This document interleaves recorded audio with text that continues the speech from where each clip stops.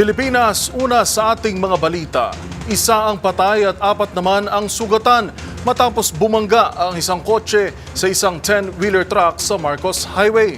Batay sa inisyal na investigasyon ng Antipolo Office of Public Order and Safety, walang maipakitang lisensya ang driver ng kotse at tila nakainom pa ito. Ang buong detalye ihahatid sa atin ni Edniel Parosa.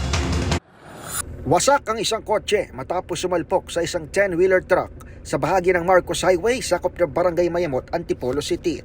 Sa report ng Antipolo Office of Public Order and Safety, nangyaring vehicular accident bago mag-alas 5 ng umaga. Galing ang customized Mitsubishi Evolution X sa sumulong intersection nang mabilis na sumalpok sa likuran ng nakaparadang truck.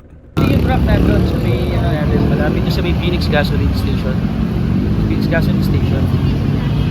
Sumalpok sa likod niyo yung kotse. May sumalpok pa ba sa kotse o dalawa lang itong involved? Dalawa lang po silang involved.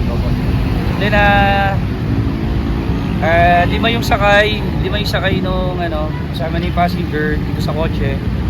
Then yung isa possible na talaga na na dead talaga. On the spot. On the spot dead siya talaga yung isa.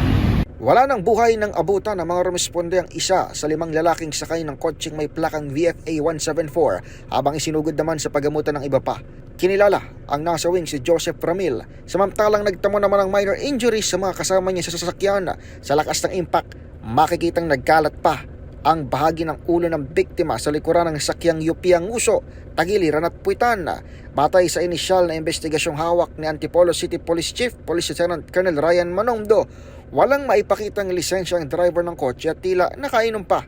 Nagdulot ito ng pagsikip sa daloy ng trapiko sa direksyong westbound o papasok sa Metro Manila dakong alas 6:38 nang maibalik sa normal ang daloy ng trapiko. Para sa MBC TV Network News, ito si Edniel Parosa, una sa Pilipinas, una sa Pilipino.